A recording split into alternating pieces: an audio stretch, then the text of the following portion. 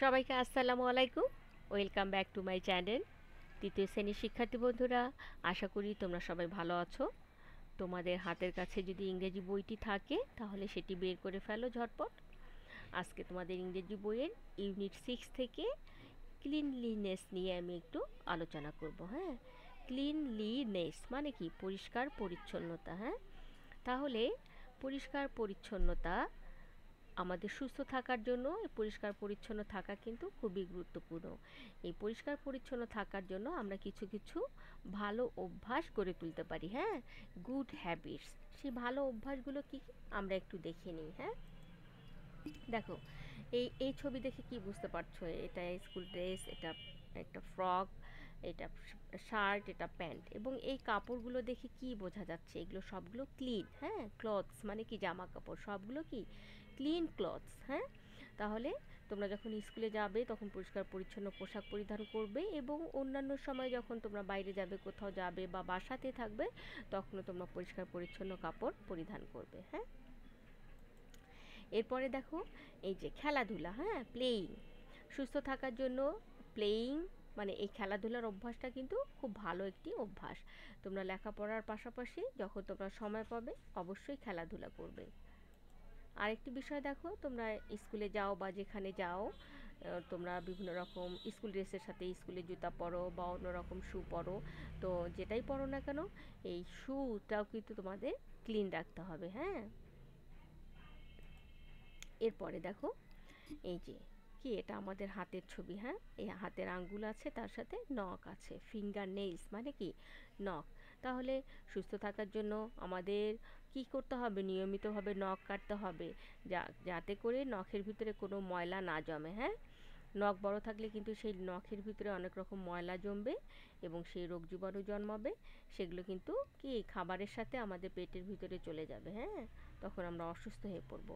এরপরে দেখো কি, এই যে এটা কি? ধুলোবালির ছবি, ডার্ট মানে ধুলোবালি বা ময়লা। দেখা যাচ্ছে যে তোমরা স্কুলে যাচ্ছ, যে খেলাধুলা করতেছো, সে সময় হয়তো বা তোমাদের ড্রেসে নানা রকম ধুলোবালি লাগলো বা ময়লা লাগলো। হ্যাঁ, তাহলে সেই বাসায় ফিরে কিন্তু সেই ময়লা জামা কাপড়গুলো কিন্তু কি রাখা যাবে না ওভাবে, সেগুলো ক্লিন করতে হবে। হ্যাঁ, ঠিক আছে, কারণ ময়লা জামা কাপড়ে অনেক রকম রোগ জীবাণু থাকে। দেখো এবার, এগুলো কিসের ছবি তোমরা দেখে বুঝতে পারছো? এগুলো কিন্তু জার্মস। হ্যাঁ, জীবাণু, এখানে অনেকগুলো জীবাণু আছে। হ্যাঁ, ভাইরাস, ব্যাকটেরিয়া, নানা রকম আরও অনেক রকম জীবাণু আছে।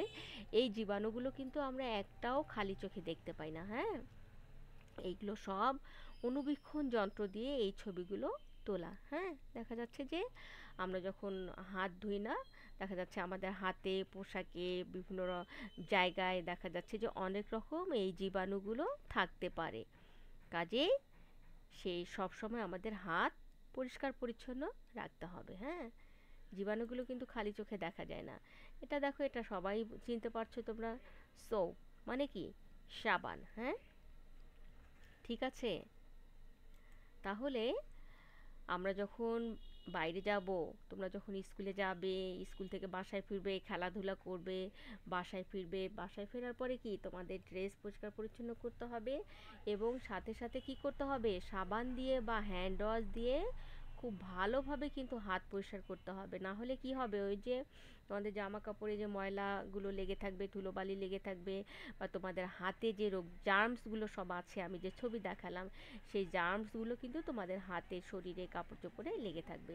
তো এই জন্যই আমাদের বাইরে থেকে এসে বা খেলাধুলা করে বা স্কুল থেকে আসো বা যেখান থেকে আসো না কেন, তোমাদের সাবান দিয়ে ভালোভাবে হাত পরিষ্কার করতে হবে।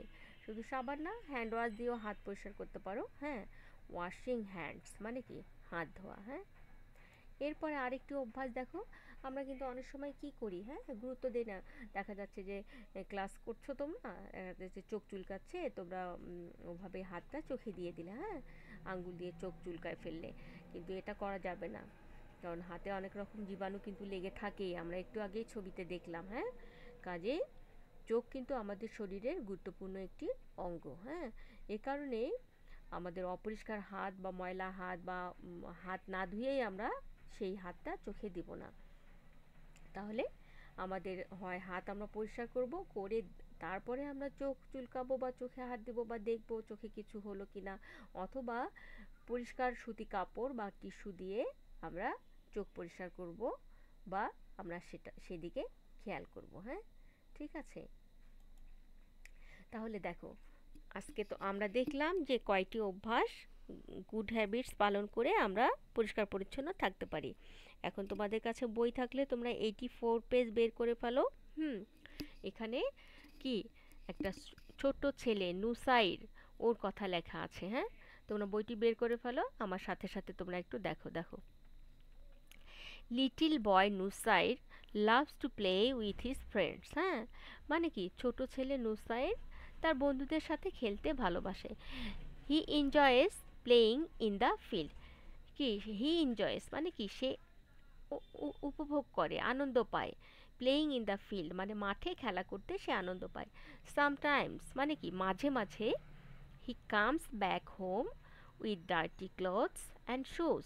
মাঝে মাঝে সে কি করে, হি কামস ব্যাক হোম সে বাড়ি ফিরে আসে, with dirty clothes and shoes. হ্যাঁ, মানে নোংরা কাপড় চোপড় এবং জুতা নিয়ে সে বাড়ি ফিরে আসে। Nusair's mother is Jesmin Akter. নুসাইরের মা হয় Jesmin Akter. One day she notices some dirt under Nusair's fingernails. One day মানে একদিন, শি নোটিসেস মানে তিনি লক্ষ্য করেন, সাম ডার্ট আন্ডার কিছু ময়লা নুসাইরের নখের নিচে। হ্যাঁ, শি টেলস হিম তিনি তাকে বলেন, দেয়ার আর জার্মস ইন দ্য ডার্ট। মানে নখে যে ওই যে ময়লাগুলো আছে, সেই তার মা বলছে যে এই ময়লার ভিতরে অনেক জীবাণু আছে। Don't trust your mouth, nose or eyes with dirty hands. মানে এই ময়লা হাত দিয়ে তোমার মুখ, নাক বা চোখ স্পর্শ করবে না। হাত উইথ হ্যাঁ, ময়লা হাত দিয়ে মুখ, নাক অথবা চোখ স্পর্শ করো না।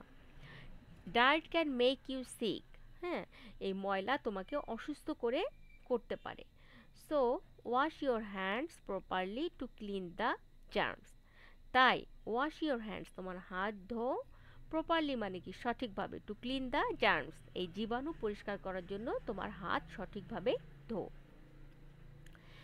নুসাইড does not know how to wash his hands properly. মানে নুসাইড জানে না, ডাজ নট নো জানে না, হাউ টু ওয়াশ কিভাবে পরিষ্কার করতে হয়, হিজ হ্যান্ডস প্রপারলি তার হাত সঠিকভাবে কিভাবে ধুতে হয়, নুসাইড সেটা জানে না।